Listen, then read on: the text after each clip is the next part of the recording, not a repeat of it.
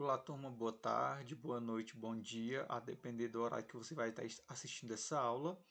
Meu nome é Ricardo Nobre, sou enfermeiro, sou especialista em saúde da família pela FAMED e também sou pós-graduando em obesidade e pessoas com sobrepeso pela Universidade Federal de Santa Catarina.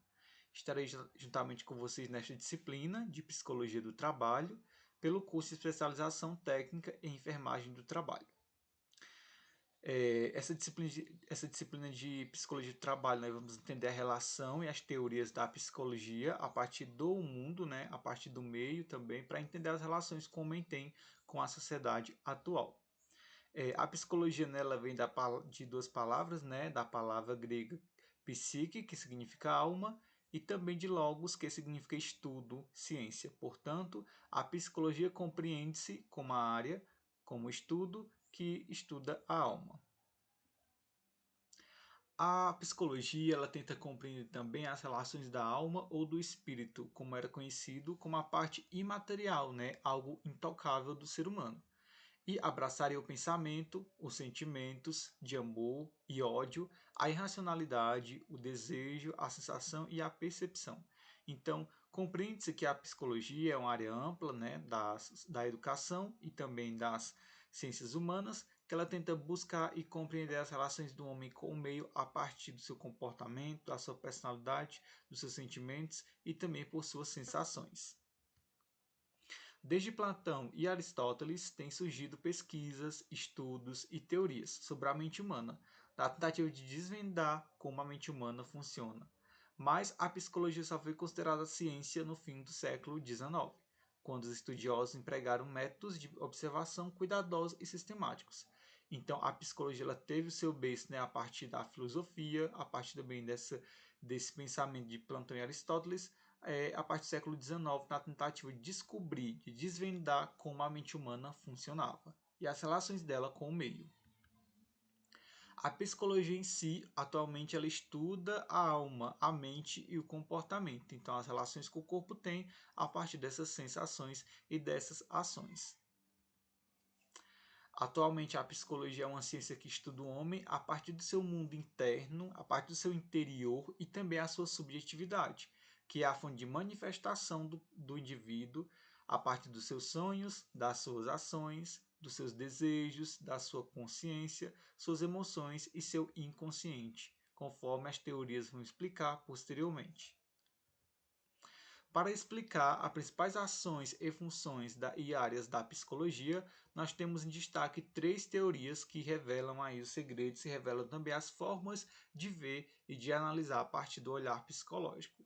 Nós temos a psicanálise, nós temos Gestalt e também nós temos o behaviorismo, que na qual, nessa época do behaviorismo, né, tinham psicólogos que eram considerados psicólogos behavioristas, né, na qual eles desenvolviam estudos a partir da emoção, a partir dos seus pensamentos, que nós vamos ver posteriormente. O behaviorismo, inicialmente, ele nasce por Hudson, então Hudson foi o pai aí do behaviorismo e tem seu desenvolvimento grande nos Estados Unidos, né, em função das suas aplicações práticas. Tornou-se importante por ter definido o fato psicológico de modo concreto a partir da noção do comportamento. Então, o behaviorismo de Hudson, ele tenta compreender e estudar as sensações, as emoções, os sentidos em que a psicologia olhava, né? A partir das suas sensações, das suas emoções, dos seus reflexos. Então, o behaviorismo, ele tentava entender, né, de forma metodológica e radical, a partir dos seus atores, né, essa forma de ver o ser humano a partir das suas sensações. Nós temos também a teoria de Gestalt, né? Ela tem seu berço na Europa, surge como uma negação da fragmentação das ações e dos processos humanos, realizada pelas tendências da psicologia científica do século XIX, postulando a necessidade de se compreender o homem como uma totalidade. Então, a teoria de Gestalt, né, ela tenta compreender como formas, né? Ela tenta compreender a pessoa como a sua totalidade, como uma parte total, e não só de forma fragmentada. Ele tenta explicar que a mente, para poder compreender um fato, ela entende o todo e depois capta as partes daquela objetividade que ele está olhando, né? Isso a gente pode ver e dar um exemplo, né? No caso de uma casa, né? Para Gestalt, né, a mente ela não ia compreender a casa por partes, e sim a totalidade da casa e posteriormente a sua especificidade. Então, na teoria de Gestalt, ela tenta explicar que a mente humana, né, nós compreendemos as coisas como um todo, como uma totalidade, não por partes, assim também como as formas, como ele defende em sua teoria. No caso da psicanálise, né, do Freud, Freud foi o pai da psicanálise, ele introduz essa forma, essa teoria na Áustria, a partir da prática médica, recupera para a psicologia a importância da afetividade e postula o inconsciente como objetivo de estudo, quebrando a tradição da psicologia como ciência da consciência e da razão. Então, Freud ele tenta compreender e abrir uma discussão acerca desse tema do que é consciente e do que é inconsciente, na tentativa da perspectiva de mostrar que o inconsciente são ações que não pensamos, e sim fazemos sem pensar, sem entender a sua razão, já diferente do consciente, em que nós compreendemos e raciocinamos a partir da sua ação. Então Freud ele foi o pai de tentar descobrir, desvendar e entender como as nossas ações poderiam originar e partir para o meio inconsciente e para o meio consciente.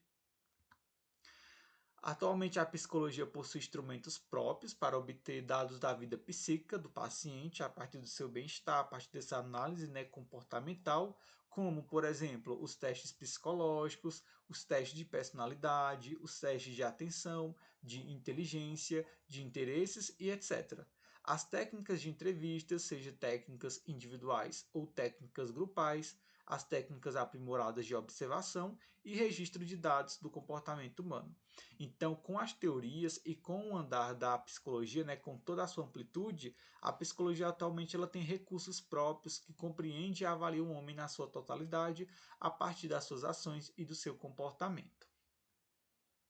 A psicologia, para ser capaz de ver o homem sobre tantos e tão distintos aspectos, a psicologia se vê na necessidade de se complementar seu conhecimento com o saber de outras ciências e áreas do conhecimento. Então, a psicologia compreende uma área, né, do corpo humano, do homem, mas também é necessário que outras áreas do conhecimento possam complementar esse raciocínio a partir de buscar ações e também resultantes da função orgânica e também da função psíquica do paciente.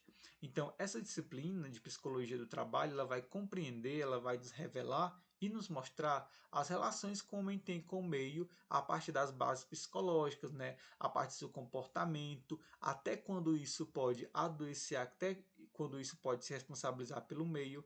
Aí vai também estudar as relações que o homem tem com o seu meio de trabalho, com as relações de convivência e como tudo isso pode interferir na sua vida diária e também na sua vida cotidiana. É importante lembrar também que a psicologia, o meio psicológico, atualmente é um dos meios que mais é influente na produção diária e também é um meio mais importante também para o bem-estar do ser humano, seja um profissional de enfermagem ou profissional de qualquer área multiprofissional. Então, essa disciplina nós vamos estudar as relações que o meio tem com o ser humano.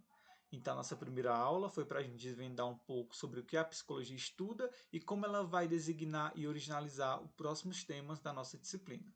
Um abraço a todos e até a nossa próxima aula.